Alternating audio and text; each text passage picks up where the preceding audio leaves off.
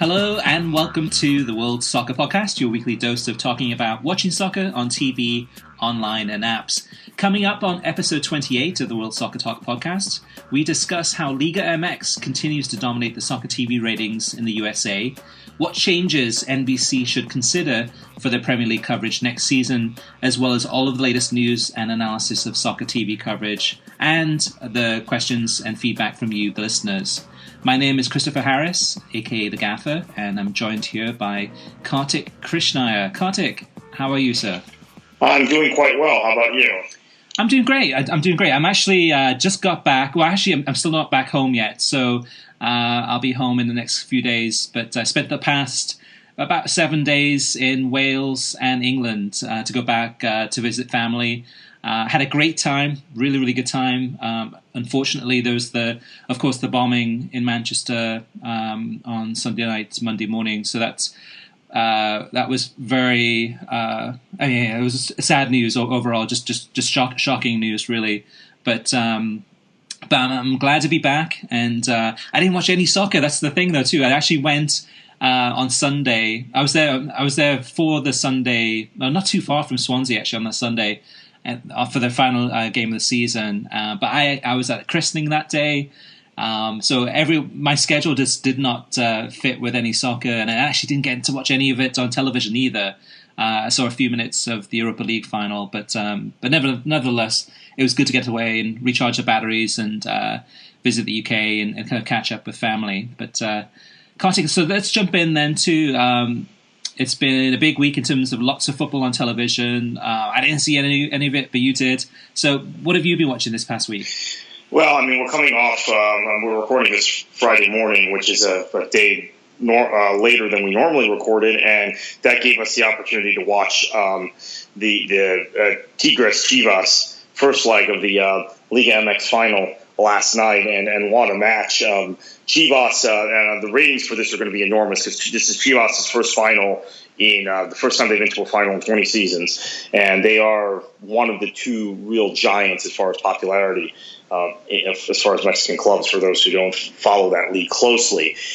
They get out to a 2-0 lead at Tigres, but that man, Gignac, who I think a lot of our listeners might be familiar with from his Liga 1 days and his exploits with the French national team, with two great goals, one in the 85th minute, and then a far post, tight-angled chip of the keeper in the 87th or 88th minute to bring it level at 2-2. And they go to the second leg now, Sunday night, with all the play for. That will be in Guadalajara at Chivas' home ground, but on AstroTurf, or artificial turf, the only artificial turf surface in the Mexican First Division. So that was great. That was last night. But let's go back to the beginning of last week, because there's been so much going on, and we had the final day of the Bundesliga, multi-match 90. Once again, a very good job by Fox Sports and by Ross Dyer hosting that. There was a lot on the line, and now Wolfsburg has fallen into the relegation playoff. They won that first leg 1-0 against Braunschweig, who's a local club, not far from them.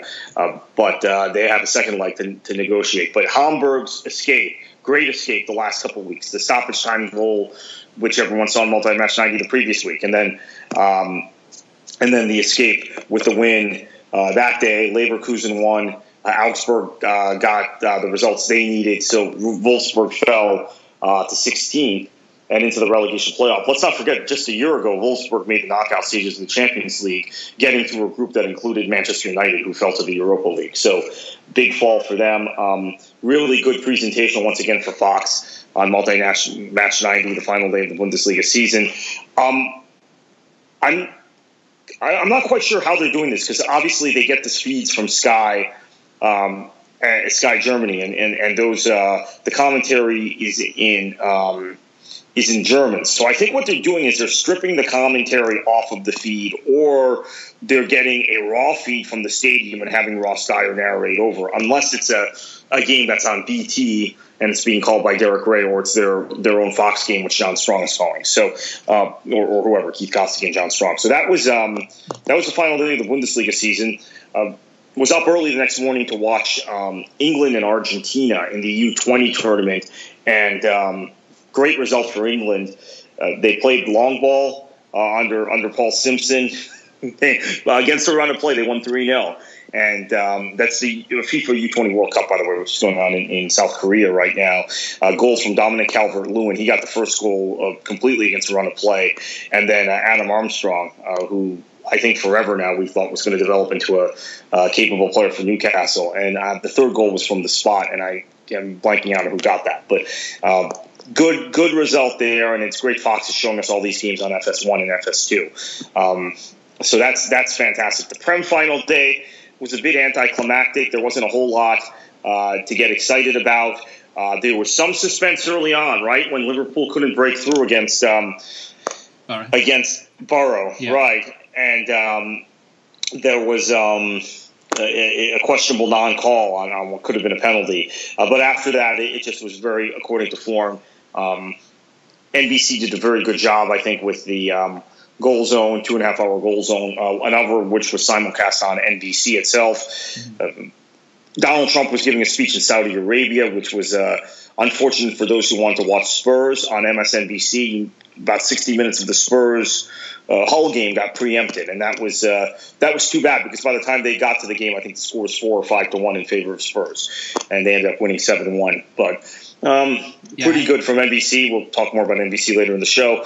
That evening I called the. Yes, but yeah, that's a tough one too, because especially with it being MSNBC, out of all the channels that were on that day, that's probably the one that's most likely to, if something did break, some big news, especially on a Sunday too. So in some ways, it's unfortunate that they picked that channel. I guess, I mean, CNBC, it's kind of usually financial news is not going to happen, breaking news on a Sunday morning type of thing. But something to consider for next year, maybe perhaps if they do something similar, is maybe they try and pick and choose a channel that's not going to be preempted if some big news happens. I think they own Chiller, which is a horror channel, which is also under the NBC umbrella. So maybe a lesson learned perhaps for next season.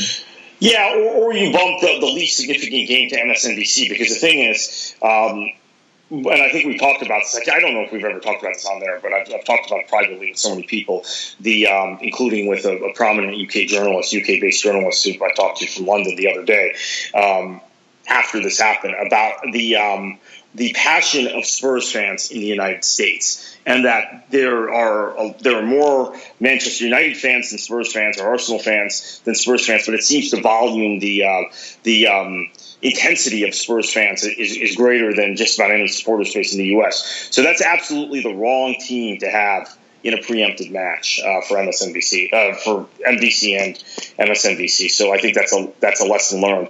Moving on, there was an NPSL game here locally between, or not locally, about an hour and a half north of me, in the Treasure Coast of Florida, between Beaches FC and the Central Florida Craze, and I got to call that game for Sports Mesh TV, which broadcasts the NPSL Sunshine Conference. I'm occasionally called in on spot duty to call games when their first-string broadcasters or contracted broadcasters are not available. And it was actually an excellent game. I mean, I was thinking, gosh, after the excitement of Bundesliga and Premier League, and I had been up early to watch that U20 game, the England game, do I really want to call an NPSL game? It was a very, very good game. And you can actually find my call on YouTube if you just Google that game or Sports Mesh TV. Got home, watched the last 60 minutes or so of Seattle-Orlando from NWSL. It was a good game. Orlando's defense is playing better. Same Go 90 problems. I talk about it every week. It's like I'm beating a dead horse now, so I'll just say I watched that game and had some of the same complaints that I had previously. Up early the next morning to watch U20 U.S.-Ecuador, and the U.S. story in this U20 World Cup is really interesting, Chris, because you've got a number of players who are under 20 who were not released by their clubs. Weston McKennie, who did play for Schalke on that final match day in the Bundesliga. Haji Wright, who made the bench for Schalke that final match day. Nick Tadegwe, who I think probably would have made this U20 team, but maybe not. He's also at Schalke. And then Cameron Carter-Vickers, who was released by Spurs and did captain the U.S. in the second game, which we'll talk about in a few minutes. minutes, but was not available for this game because he had been the Spurs had obviously had a game the same day, right, or earlier the same day, right. Actually the previous day. If you look at obviously this game was on Monday in Korea. So the U.S. defense was makeshift, and they gave up 2 goals right off the bat. Fell behind 2-0 to Ecuador, and props to Fox. They're covering the U.S. U20 team properly, and it's on FS1. It's not relegated to ESPNU, or when ESPN used to have these FIFA tournaments, they would bump the games to random places, right? ESPNU, ESPN Classic. Some games weren't even available on television, so props to them. Now, maybe it's because of the time windows also. It becomes much easier because it's coming from Korea, and the U17s this year will be from India, so similar time considerations. But U.S. fell behind 2-0. They equalized 2-2 with 2 goals from Josh Sargent, who's a 17-year-old, who many questioned Tab Ramos, the U.S. coach, calling him into the U20 team. He'd never been capped at the U20 level before this tournament, but he's been so good at the U17 level, has scored as consistently for the U.S. U17 team as Christian Pulisic did for the U.S. U17 team, that Ramos felt like he needed a guy who could score goals in the striker position. And he didn't have that in the U20 pool. So he calls Sargent, and he gets 2 goals. It's 2-2. Then the U.S. goalkeeper, Jonathan Klinsmann, who is the son of Jurgen Klinsmann, gets caught on the ball trying to do a Manuel Neuer or Hugo Lloris imitation. Ecuador gets a goal 3-2. But then De La Torre scores at the death for the United States. Fantastically exciting game. U.S. gets out of there with a 3-3 draw against Ecuador. And, again, Fox did a really credible job in broadcasting this game, and doing the broadcast. So then let's move to midweek. USL Rochester played Tampa Bay. That was a difficult game for me to watch in a sense because Rochester has changed their broadcast team, and they're not quite as good as the previous broadcasters, and this is due to USL Productions and USL centralizing things. Rochester has had good broadcasters for 20 years, guys who really knew the sport, people who actually, in fact, listened to this show or listened to the predecessor of this show when we would do our EPL reviews. But now the new announcers, I think it'll take them some time, but they seem less familiar with the club and the history of the league than I would have liked. You had the Europa League final from Stockholm, which Fox had Alexi Lawless do with why am I blanking out on who did the and Keith Costigan. Costigan and Lawless. I thought Lawless had a pretty good game, but again, he sounded subdued, kind of depressed, very as you would kind of expect, defensive of Mourinho's tactics, which were were pragmatic, to use the term that Jose loves to use.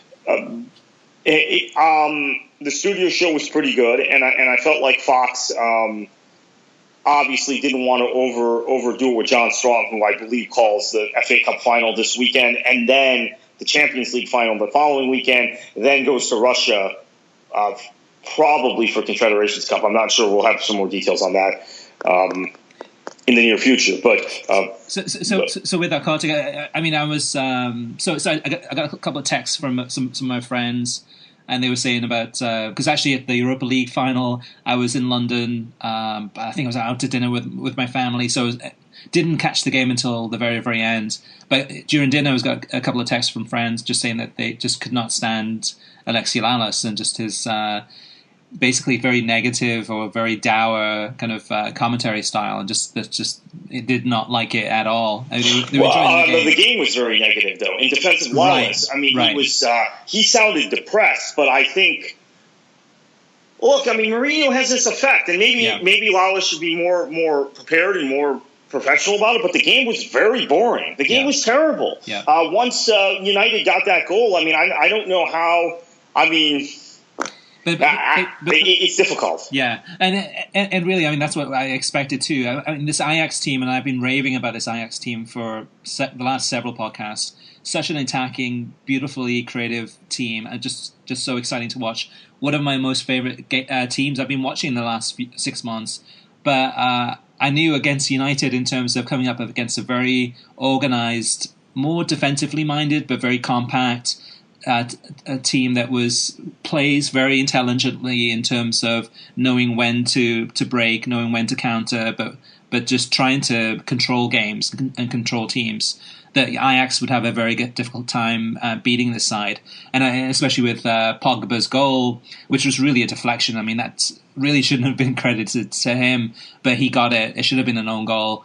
But in the rules of the game, it is a Pogba. Well, you got to criticize, and Gab Marcotti did this on ESPN FC that night. You got to criticize Vos for not having a plan B, because he knows he's coming up against Mourinho, as Marcotti said, and you know what Mourinho's going to do in these games. It's not any great mystery, and they didn't have a plan B. So Lawless's call was kind of depressing. It was lifeless, but the points he was making were good. I felt like he had a good game. It's just the enthusiasm and energy we were used to hearing from him was not there. But again, I mean, Mourinho has that effect on all of us, I think, unfortunately. Yeah. It was just a horrible game, honestly. Yeah. It was just an awful game.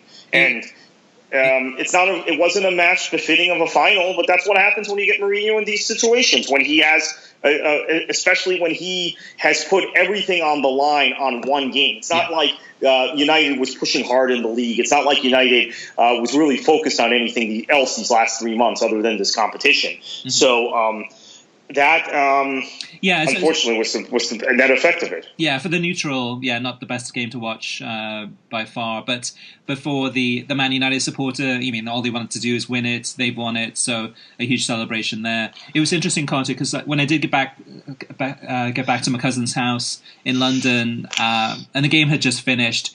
So in the UK, they were showing it on BT Sport, but also on YouTube. So they're showing the Champions League final and the Europa League final live on YouTube. And the reason that they're doing that is UK only. The reason that they're doing that is the TV viewing numbers in the UK for the Champions League on BT Sport have been far lower than what they promised to the advertisers. So in order to bump up the numbers and get those numbers up to a respectable number where the advertisers are happy in terms of what they were promised, however many millions of people watching these tournaments, that's what they did. So it was an interesting experience just watching BT Sport through YouTube post-match. And the post-match really was mostly just a little bit Michael Owen, Rio Ferdinand, just their analysis, which neither of them... I'm not sure there was no analysis to give. Exactly. Yeah, neither of them. I'm not big fans of either of them. So it was mostly kind of post-match footage of just the United supporters and Zlatan taking all the credit and kind of posing in front of the fans. That was the post-match coverage. So wasn't that impressed there from BT Sports, but oh well. Yeah, and just finishing up on the week, then that night was an NWSL game between North Carolina and Sky Blue. Good game, similar top two teams in NWSL thus far this season, similar Go90 issues. Then the early morning U.S. U20 U.S. Senegal game, which Josh Sargent got the lone goal, great cross from Brooks Lennon. Brooks Lennon's having a really, really good tournament. A player who is on Liverpool's books but has been loaned back to Major League Soccer. I don't know what the future is for the 19-year-old. He's not at that level, right, to play for Liverpool, but a good player who could end up somewhere else, maybe in Europe. Has put in some delicious crosses, has I think, been responsible in one way or another for 3 of the 4 U.S. goals in this tournament. So, and obviously Sargent has 3 goals. And Sargent, it is being reported by Taylor Twellman, will sign when he turns 18. He is 17 still. When he turns 18, which will be early next year, 2018, with Werder Bremen. So that's another young American player going to the Bundesliga. And you wonder, and this is a topic for another week, but you wonder now if this is the push for the Bundesliga in the United States, is having all these young American players. I talked about Tadegway and Weston McKennie, who made his Schalke debut at the weekend, first team debut. Haji Wright, who's going to be a first team member next year for Schalke. Obviously Pulisic, and you have the Timmy Chandlers and Fabian Johnsons, John Brooks, etc. still in that league. Bobby Wood. If this is a push for the Bundesliga on this match. Glenn Davis and Brian Dunseth were on the call, and I thought they were really, really good. Yeah. Dunning is getting better as a co-commentator all the time. Yeah, he's solid. He's solid, and I would encourage Fox to keep him in circulation in these opportunities, USU 20, Europa League, the places. I realize they don't use them on Champions League, and they generally don't use them very much on MLS. But when they have the opportunity to use them, because I thought he had a really good game at like a 2:00 wake up call on the West Coast. Maybe he didn't go to bed. I don't know how they did it, but I thought both he and Glenn Davis were solid. So that was the week that was. Yeah, it's interesting with Brian Dunseth because he doesn't get as much exposure as you would think. I mean, he does get exposure, but not the big game. So I wonder in terms of who his agent is. Maybe his agent isn't pushing him as much, but he's. I mean, MLS games. Yes, he's all over the place. He does a bunch of those, and well, he does Real Salt Lake games. I think maybe part of the conflict, right? Why he can't do, but he doesn't do enough MLS games on Fox or on ESPN. Brought him in for a couple of weeks at the end of during the Euros, right, when Taylor Twellman was away in France last year. Yeah. But other than that, he doesn't get much national exposure on MLS games. It's generally things like this, U20s, CONCACAF Champions League. He ends up calling the occasional Europa League game. I think he's been on a lot of the FS2 Europa League games, not even the FS1, not the Manchester United or other big English team Europa League games. It's always been the Villarreal versus Ajax game, right? Yeah, but the two things to me. I mean, to me for Europa League, I would have much preferred Keith Costigan and Brian Dunseth doing the commentary than Lallis. And Lallis is great in the studio, whether you love him or hate him. But as a co-commentator, I don't think he's any good at all. It just. It's almost. And actually, they paired Costigan and Dunseth on a bunch of Europa League games during the group stage and even during the knockout stage. So that's an interesting observation, Chris, because they didn't keep that team together for the final. That's a good point. Yeah, and even Dunseth too. I mean, he could be. Down the road, perhaps an NBC could pick him up to use kind of have an American like co-com or analyst. As an analyst, I don't think Brian Dunseth's the greatest, but. Definitely as a commentator or a co-com, but yeah, I did watch a few games while I was gone. So actually, before I left, and one of the games was the semi-final in the championship in the playoffs, and that was both legs of the Sheffield Wednesday Huddersfield games and the Reading Fulham games. Actually, the second legs I think I saw in those. So far, I mean, the final is this Monday, on Memorial Day. Between Huddersfield and Reading. I was not impressed with Reading, and I wasn't that impressed with Huddersfield, but Huddersfield did win the match against Wednesday in that second leg through penalty kicks, and it was both teams were pretty equal until the end, and they had to be a winner. Huddersfield now with manager coach David Wagner, you could have a German American perhaps back in the Premier League. But I wasn't impressed with either Huddersfield or Reading. Or you might have an American player, German-American player also in Danny Williams. So you got Williams versus Wagner, which is the big American. There'll be an American, an additional American in the Premier League one way or another next season. David Wagner, a player who was one of the last cuts for the 1998 World Cup by Steve Sampson, never played again for the United States after that, but does have an American passport and speaks good English because of it. And then, in fact, Eric Ronaldo has told stories about how when he first got to the U.S. team, he couldn't speak English at all and kind of picked it up being around the team. And there were enough American players who spoke German. Keep in mind, in that era, you had a lot of Americans playing in Germany, just like we have again now. And then Danny Williams. So that's on DN on Monday. Yeah. At Wembley. Now, this is a period of time when the Wembley turf is pretty torn up. We had the Bradford-Millwall final on Sunday. Then you got FA Cup final on Saturday. I think we had the conference final before that. And then now you've got it culminates with the championship playoff final. So, plus having been in England for the past week, Kartik, I didn't use my raincoat once. It was beautiful weather. In the 70 degrees, sometimes 60 degrees, just blue skies.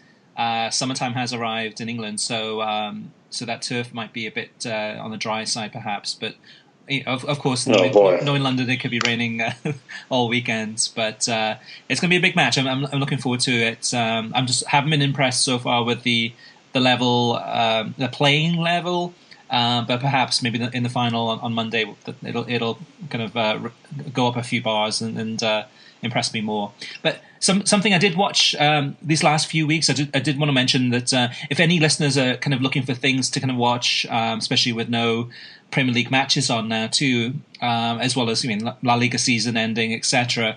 I've watched a few documentaries on YouTube, and I just want to mention a few of them, just to let listeners know.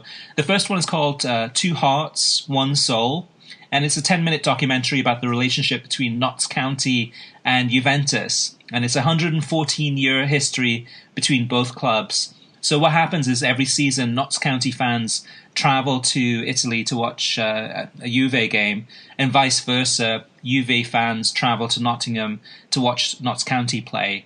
And the reason that they do this, and kind of the behind-the-scenes footage of showing what happens, is that in 1903, Juventus adopted Notts County's club colours.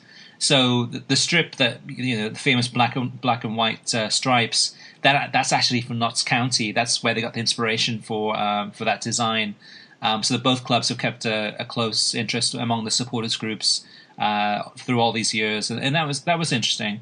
Another one was called Trouble at the Top, and this is a BBC documentary. And where can you find the Two Hearts, One Soul? Oh, okay. So all of these are on YouTube. So all of these are free. All of them are on YouTube. The full length documentaries. All of these. So the next one was Trouble at the Top. This one goes back probably, a good 20 years or so, maybe more. But it's a BBC documentary about Luton Town and how they went into administration but fought back through the help of the Supporters Trust. It felt like a mockumentary. It was it felt like Spinal Tap, as if this whole thing, this behind the scenes kind of footage of what was happening at Luton Town and how the club was in trouble, and they had a buyer trying to come in to buy the club, and the chairman was trying to negotiate the deal. It felt like it was a mockumentary because it just seemed very surreal and didn't seem like how a football club should be run. But it was a true story. It was all the footage was real. Just an eye-opening look at how shady this club chairman was, and how, especially in the lower leagues, in terms of how football clubs are run. Really eye-opening. So if you get a chance to watch that, that's highly recommended. Two other ones I watched. One was called Justin Fashanu, Fallen Hero. And that was a really wonderfully produced documentary about, to me, one of the greatest English natural talents from the 1980s. And in watching this is basically his life story. Justin Fashanu, who is a really talented striker, played for Norwich City, scored one, which was goal of the season, one of the best goals I think I've ever seen against Liverpool back in the early 80s. But what I didn't realize is that how many connections he had with soccer in the US near the end of his career. He came over to the US after his English career was over. Came over here. He played for some teams. Also was a coach for some lower league teams in the US. But and then sadly he died. I believe he committed suicide when he moved back to England. But really well worth watching. Whether you know much about Justin Fashanu or you don't, but definitely check that one out. Kartik, did you know about the US connection in terms of how? Yeah, when the Atlanta Silverbacks started, he was on the team, and he was the big star that they kind of marketed that first year or two of that club, and I think the club was called the Ruckus then. But he was there, and then he had come to the U.S. prior to that, before going back to England, I believe, or Scotland or wherever. He had played with a team in the APSL and had just kind of floated around. And there was a really good story a week or two ago in The Guardian, and it was very heartfelt from his brother. And his brother basically admitted, but I don't want to get this wrong here, but I'm kind of paraphrasing, that he didn't quite understand in 1997 when or 98 when he committed suicide, when Justin committed suicide. What he had gone through, what it was like to be a black footballer and to be a gay footballer, and he couldn't relate to that. Now in hindsight, and he always fought with his brother, and he always kind of tried to scold his brother for not being more of a conformist, and just I might be getting some of these things wrong, so Google the article in The Guardian. For the listeners, but it was really heartfelt, and basically said, "Now I understand. I loved my brother. I wish I had his vision, his understanding, his courage at the time, 20 years ago. It was fantastic read. You'll tear up reading it." Yeah, and actually the actual documentary too goes into that too in terms of the relationship between John Fashanu, who wasn't as good of a footballer as Justin was, but John Fashanu went on to play with Wimbledon and kind of the crazy gang, and if anything had probably at the end of the day probably more silverware, more trophies to show than Justin, and Justin was one with a natural talent, but a lot of it was money kind of went to his head, and things basically kind of took a bad turn after that in terms of once his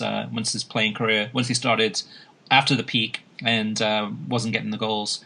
Also his relationship too with Brian Clough at Nottingham Forest, and how that was a really tough time for Justin Fashanu. So a whole bunch of different aspects of that one that highly recommended. Last but not least, there's one called They Think It's All Rovers. And it's a documentary about Doncaster Rovers and the plight the club found itself on the verge of relegation from the Football League to the Conference. These days, Doncaster Rovers are doing much better with a brand new stadium, but this documentary goes back and shows kind of the plight that this club was in, and where it was on the verge of bankruptcy and relegation from professional football to non-league football. Another highly recommended documentary, and it's on YouTube and it's free. So Kartik, before we move on to the next segment, I do want to mention a word from our sponsor, and that is SeatGeek. So buying tickets to sports and concerts can be complicated, but there is a better, simpler way to buy, and that's with SeatGeek. SeatGeek is the smartest, easiest way to buy tickets to live events, and with SeatGeek's seamless mobile experience, you can buy and sell tickets in just 2 taps. SeatGeek helps you find the best seats at the best prices, fully guaranteed. And there's nothing quite like seeing your favorite team in person, and SeatGeek will get you closer to the action for a great value. I have a SeatGeek app on my phone, and it's by far the easiest way I've found to shop for tickets. I can be anywhere, and just with a few taps, I can instantly find tickets. And I've been using it from the last few weeks to look for tickets for International Champions Cup games this summer, and the app experience was simple and easy to use. Now, SeatGeek is designed to make your ticket buying experience easier than ever. It saves you time by searching multiple ticket sites to compare prices and find amazing deals. And to get the most bang for your buck, SeatGeek grades every ticket based on value to help you immediately identify the best seats that fit your budget. Plus, every purchase is fully guaranteed, so you can shop for tickets on SeatGeek with confidence. Now, this summer, we've got International Champions Cup, we've got Gold Cup, and we've got tons of international friendlies featuring national teams as well as some of the biggest clubs from around the world coming to the US, and including Mexico too, a lot of Liga MX clubs too. So SeatGeek should be your go-to app for finding the best deals on every type of ticket, from sports and concerts to comedy and theatre. Best of all, my listeners get $20 off their SeatGeek purchase. Just download the SeatGeek app and enter promo code WSTPod today. That's promo code WSTPod for $20 off your first SeatGeek purchase. Now, Kartik, let's move on to the TV streaming news. So what's going on in that world? Yeah, so beIN Sports has launched a Roku app that has both beIN Sports channels as well as the 10 beIN Sports Connect channels. You have to authenticate to prove that you're a TV subscriber in order to access it, which is par for the course with ESPN and Fox and NBC's apps as well. Yeah, and I'd say this season I've watched more games through beIN Sports Connect than ever. I mean, there's just been so much coverage, so it's great that they do offer that. Now, as far as other news, Fox Sports has announced some preliminary news regarding its coverage of the Confederations Cup this June. Fox Sports will televise all 16 Confederation Cup games live from Russia from June 17th to July 2nd across its portfolio of networks. FS1 carries 12 matches, with 2 each appearing on the Fox Broadcast Network and FS2. In addition to the live game action, Fox Sports also offers daily pre-match and post-match studio coverage, plus 10 editions of FIFA Confederations Cup Tonight. That's a bit of a mouthful. An hour-long show offering analysis and commentary of the day's events. So far, Kartik, at least, it's par for the course. Even the show calling it FIFA Confederations Cup Tonight, which is pretty long, but even the same type of format that we've seen from like the Women's World Cup, where they had, I think, FIFA Women's World Cup Tonight. Nothing too surprising so far, but with a couple of the games being on the Big Fox network, we'll have to wait and see what those are. But all in all, it's good that there will be coverage. Now, Kartik, I'm sorry, anything to add there? No, go on. Okay. I can tell you're a big fan of the Confederations Cup. All right, it says moving on to TV ratings.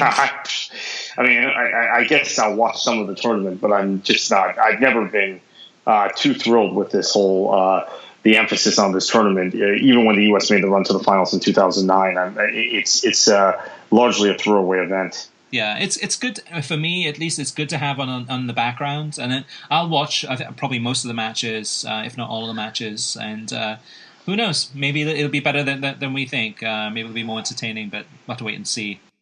Okay, so let's talk about TV ratings. The first number is a massive one from Liga MX, and that is 2.1 million people tuned in to watch Chivas against Toluca on Univision and Univision Deportes on Sunday. From 6:30 to 8:30 Eastern. Now, this was the Clausura semi-final second leg. Kartik, you talked about the final, the first leg at the top of the hour of the show, but 2.1 million. That's an incredible number for Liga MX. Yeah, and I think the final might even be higher. The Sunday night second leg is going to be a massive number of Tigres and Chivas. Yeah, definitely, and especially. With the way the first game went, and and with it being Sunday too, that's always a great time for and that's the thing too for Chivas. I mean, they have a huge support in the United States, but even for fans that are not fans of Chivas, they'll be watching, probably hoping that if they're Club America fans, hoping that Chivas loses. The other interesting thing, Kartik, too, is that as far as Mexican soccer. 390,000 people tuned in to watch Dorados against Lobos, and this was the Ascenso playoff final. So this is the playoff final similar to the championship playoff final, where the winner of this one then gets promoted, in this case, to Liga MX. But 390,000 people tuned in to watch that one on Saturday. I believe this was on Univision Deportes from 10 o'clock until midnight. And for most soccer fans in the United States, probably most of us aren't familiar with Dorados or Lobos, but that's a big number, and actually it's a bigger number than I think any MLS game for the entire weekend. Just goes to show. I mean, again, it's the promotion side of things, which people love. You got Mexican soccer, which people love, and it's meaningful. It's a meaningful game that means a lot with Lobos getting promoted to Liga MX. Yeah. So some of these other numbers that jump out too. So for Arsenal against Everton on NBC for that final Sunday, that had 787,000 people tuned in for that one. The Bayern Munich against Freiburg game, which was really meaningless in terms of, the title had already been wrapped up, but that was on Big Fox, and that was on the Saturday from 9:30 to 11:30 Eastern. That had 395,000 people watching that one. As far as MLS goes, we had LA Galaxy against Minnesota United. This one, by MLS standards, is a good number. We had 331,000 people that tuned in to watch this game on ESPN on Sunday. 298,000 people for Liverpool against Borough on NBCSN on that final Sunday of the Premier League season. 207,000 people for Malaga against Real Madrid on beIN Sports, which is a little bit disappointing on the Sunday there. and then 173,000 people for New York City FC against Orlando on FS1 on Sunday. Any of those that jump out, or any thoughts on those, Kartik? Yeah, it's not bad. The MLS ratings are, again, 173 for FC Orlando. This is the third teams have played already this season, and the third time it's either been on FS1 or ESPN. So a little bit of overkill. That MLS has tried to create a rivalry between those two teams, and I believe it does exist between the fans of those two teams because of the very different approaches that came into the league in the same year. Orlando was a team that had been built and promoted from the lower divisions. So let's move on to listener mailbag. We got one message this week. This is from our former host of the show, Nipun Chopra, and he sent this in through email. He says, good pod this week. I just wanted to clarify that NC Courage, so North Carolina Courage, is the NWSL team, the women's team. NCFC, which is North Carolina FC, is the NASL team. Chris, I think you accidentally said NC Courage a couple of times in the pod. That's probably my fault because I haven't watched a single minute of NCFC, the NASL team, all season. I haven't seen them play a single minute, whereas I've watched just about every minute of the NC Courage. So I'm talking about them every week, and probably rubbed off on you. And the NCFC team used to be called the Carolina Railhawks last season. So maybe the brand confusion and our confusion is due to that ownership group changing the name of the team more than anything else. Yeah, it is a bit confusing. So I'm sure I'll be in July going to see Swansea City in the friendly that they're playing against NC Courage. Actually, no, NCFC. NCFC. And not NC Courage. What a mess. All right, anyway, if you guys, listeners, do have any questions, feedback, or comments about anything in relation to soccer coverage or how to cut the cord and watch soccer online, etc., YouTube, you name it, send us an email at web@worldsoccertalk.com. Send us a tweet at WSoccerTalk, or hit us up on Facebook at facebook.com/worldsoccertalk. Now, let's move on to our feature topic of the week, and that is to discuss the changes that NBC needs to make to its EPL coverage next season. Now, this season is the first one since NBC has acquired the rights to the Premier League where the TV ratings numbers have gone down from a previous season. So far, we're into the third year, and so far every single year the numbers have gone up and up and up. This year went down, but I think that's more basically a result of the kind of cord cutting, really, for a lot of it. Not so much the quality of what we've seen on television or the quality of coverage. But having said that, though, too, it's still a concern, and I wonder what changes NBC should consider for next season. So Kartik, I'll have you kick it off too, in terms of what you've seen thus far, and maybe some areas of improvement where you might think that they can fix things or improve them for next season.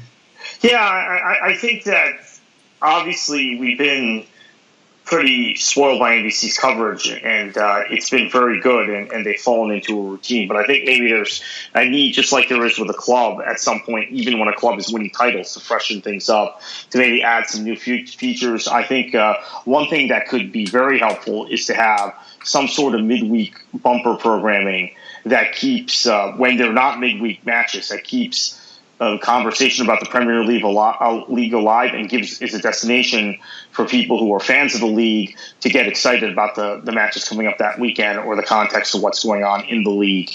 So maybe even if it's a once-a-week show with Marquino, Musto, and Earl, a rotation, and maybe you're overworking Rebecca Lowe, so you need another host, but that sort of kind of magazine program where there's some analysis. Men in Blazers doesn't cut it as far as that's concerned. Okay, so that's I think one thing I would look at. Second thing is maybe bringing in a fourth studio analyst so you can rotate a little more. And I'm not quite sure who that person would be. I mean, you just we talked maybe about one of the prospective people, Brian Dunstep, I think would be pretty good earlier. That would be a guy, although he's been more a co-commentator than a studio guy, but I think he would probably acclimate well to the studio. There are a few guys at ESPN. I would look at Brian McBride. certainly a shock of Hislop. I mean, Craig Burley would be my first choice, but he's contracted to ESPN for a while longer. Maybe that's what you do. Maybe a McBride or a Casey Keller is a safe landing spot. Both of those guys have played in the league and have a great deal of knowledge about the league. And in fact, I think, to be honest with you, on the ESPN program, McBride is more comfortable talking Premier League than he is Major League Soccer for whatever reason. So maybe a guy like that. But those would be my basic suggestions. And I think the other thing is possibly to make Premier League download more. You don't have to make it more regular, but you have to make it more expected. If you know what I mean, it's just randomly the downloads are coming out. There'll be a Premier League download 1 week, and then you won't have another one for 6 weeks, and then you'll have them 3 weeks in a row. So more consistency in how they're scheduled and released. Yeah, overall, I think NBC's coverage is fantastic. It's just definitely a trailblazer. There are areas of improvement. I like your idea, Kartik, in terms of having more coverage during the midweek or when there aren't games on. So basically the Tuesday through Friday for the most part. I think one of those things, though, too, I mean, they've started to rely a little bit more on Premier League productions, using more of their content. And there's a lot of other shows that Premier League productions do out of England, interview shows, analysis shows, that, of course, would not feature NBC talent. But if there's a way for NBC to kind of start using more of that content and use that as filler's okay, I think, for Tuesday through Fridays. Maybe having more of the Premier League news show, which is, I think, a really quality, well-produced show. That's a great kind of catch-up to find out what's going on, what happened in the Premier League that day.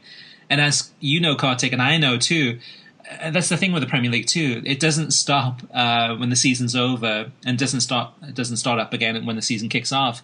The summer usually is a very frenetic time. It's a very busy time in terms of managers coming and going. We've already seen that in this past week. There's always the news about the fixtures coming out and TV schedules. But the transfer market, that's the big one. And that's the biggest area that NBC misses out on. I mean, yes, it's great to have Neil Ashton on weekends giving his insight in terms of what's happening behind the scenes at the clubs and what's going on with transfer dealings. And it's great to have that wrap-up show or the live show on the final day of the window. But outside of that, there's a huge opportunity that they're missing out on. A lot of that coverage is probably more applicable to breaking news and having that online. But I don't know about you, Kartik, but I don't really visit the NBC website for soccer news. I mean, yes, they have some great people on there and some great coverage, but that's not where I go to for my news, especially when it's breaking news or insight. So definitely some opportunities to improve there. Yeah, I don't think that they've, and if there's one critique of them, I don't think they've quite gotten down what the right role is for NBC Pro Soccer Talk or for NBCSports.com, right? Yeah. And that and how it complements their coverage.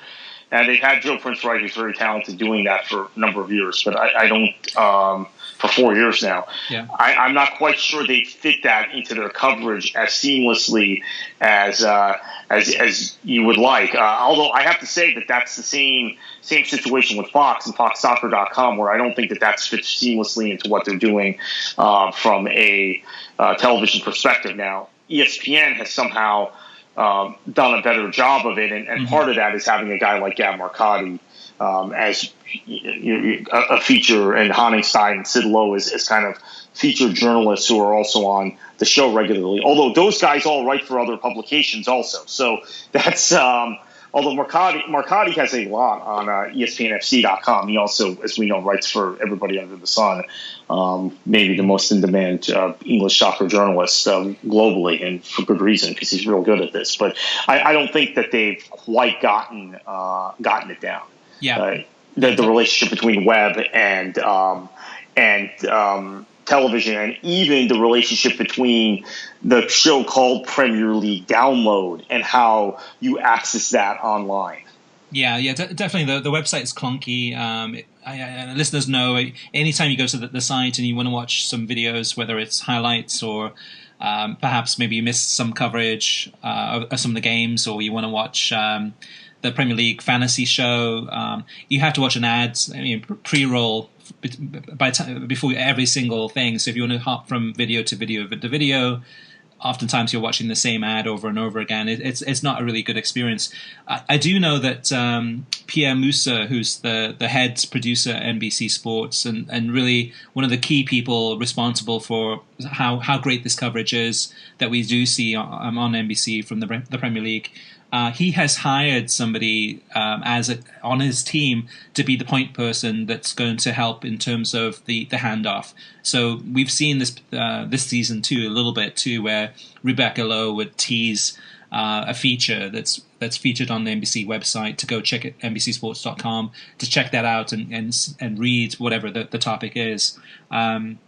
From personal experience, when that's happened, I've gone to the NBC Sports website, whatever it was, I can't remember the examples, but I couldn't find the story that they were teasing. So, yeah, there's definitely it's kind of left hand, right hand. They're not working. To be honest with you, I didn't even notice that. I don't even remember that. So that tells you kind of how memorable it was for me. And I'm not the sole focus group on this, but I don't remember them teasing that stuff that frequently. Yeah.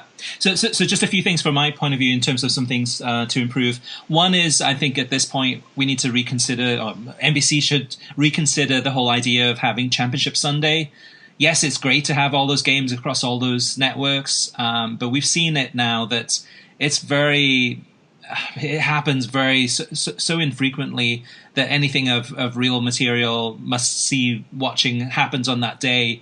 It's usually the season's wrapped up with a couple of weeks to go before the end for relegation as well as the title, and sometimes the Champions League spots. But it's anticlimactic. It's one of those things. I like the idea and I appreciate them doing that.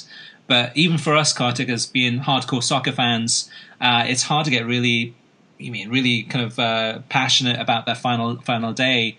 And maybe from NBC's point of view, maybe they look at this as more of a marketing opportunity to expand the amount of people to watch these games. It's just become a day with a lot of dead rubbers and a lot of goals. And because there have been a lot of goals in the games the last few years, and we always think back to Fergie's last game. That was still in the days when Fox and ESPN showed these games. But the 5-5 at West Brom. But there have been a ton of games like that through the years on the final day of the season. And obviously this week it was no exception. Goals galore.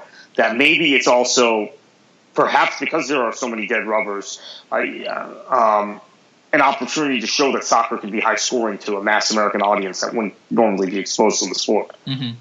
Yeah, and then something else too. From my personal point of view, and again, listeners might disagree with this, but I'm getting a bit burnt out on Arlo White. It's wonderful that he's there in the stadiums, in the commentary gantries, doing the games, but oftentimes he's doing sometimes like on average 2 games a weekend, sometimes 3 games a weekend. And I think it's getting a little bit stale. I'd like to see if NBC could consider putting somebody else in to maybe Steve Bauer would be the natural as far as giving him more games to do, but perhaps somebody else. It's just Arlo's, I don't know. I'm just getting a bit burnt out on listening to his commentaries. I don't find them as appealing as I did when NBC started the Premier League coverage way back when a few years ago. Yeah, that sounds right.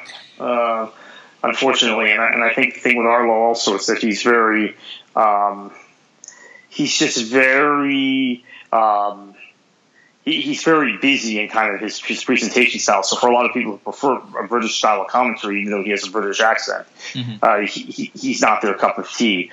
I'm used to him. I've gotten accustomed to him. But I think there's also the issue of overexposure with him, where he's calling so many games, and sometimes as many as 3 games a weekend. Generally 1 or 2, but still, that maybe you want to freshen it up, mix it up a little bit. That having been said, you see the incredible chemistry of the group, and when they brought in, and I mentioned this on the Premier League download from the one from Pundits at the Lane, when they brought Phil Neville into the group, he didn't seem to have the same chemistry with the rest of the guys. Yep. And there was no Arlo White that day. It was Steve Bauer. But Bauer and Martino and Earl and Musto and Dixon and Lasso, Neville seemed to not fit in with the group of the rest of them. And Bauer was consistently trying to engage him. Now, obviously, Bauer was Manchester United MUTV presenter when Phil Neville was still at the club there, and then also his brother obviously was captain of Manchester United. So there's a relationship there. But yeah, that made me think, because I keep thinking they need to freshen up their talent, and I said it at the outset of the segment, but maybe they have such a really good thing with chemistry. It's just like a football club. It's just like a playing squad that if you interject the wrong element in that playing squad, the chemistry goes to play. Yeah. You never know. Yeah, and it's unfortunate too that when Arlo did go missing, well, he wasn't going missing. His wife had surgery, went into the hospital, so they had to. He wasn't able to actually commentate one of the big games. To me, I didn't really miss him that much. I think it was Steve Bauer stepped in. I think it should be noted Bauer has massive BBC commitments also, which is why we don't see him as much as maybe we'd like to. But he does seem to be available midweek, which goes back to my midweek point, because he's generally brought in to give some analysis every Monday whenever there's a Monday game. And perhaps he has more time on a Tuesday or a Thursday, where he could even anchor a show from the UK for NBC. Right. And then my last comment in terms of improvements that NBC can make, and to me, again, if you've listened to this podcast long enough, you've heard this before, but I really want them to get rid of the advertorials, the product placements. It's really cheap, and it cheapens the whole coverage in terms of the halftime and post-match analysis and pre-match analysis, when they're going out of the way to promote certain products and using touchscreens and tablets. I don't think it's necessary, and again, I think it cheapens the product, and if anything, makes me not want to go out there and get that product just because it pisses me off. I mean, I don't. It just feels fake. And NBC's better than that. They don't have to resort to things like that. Yes, I'm sure Microsoft is paying them a lot of money to do those product placements, but there's got to be a better way where you don't upset the viewer, or there's got to be a better way to promote those things without being so blatant about it. Anything else, Kartik, in terms of any other things that they can improve upon that you can think of? No, I think we've pretty much covered it. I mean, in some cases we might be drawing at straws because they do such a good job, but there's always room for improvement. Yeah, definitely. So, Kartik, where can listeners find you on the internet? You can find me at KKFLA737 on Twitter, and my DMs are open, so feel free to contact me anytime. Excellent. Well, thanks for listening. You can get a new episode of the World Soccer Talk podcast every Thursday or Friday. This week it was a little bit later just because I was traveling from the UK. Every episode is released on SoundCloud, YouTube, Stitcher, iTunes, Audio Boom, and worldsoccertalk.com. And if you like the show, share it with your friends on social media, and be sure to give us a review on iTunes. We'd really appreciate that. So on behalf of me and Kartik, thank you for listening. And Kartik, over to you. Enjoy your football.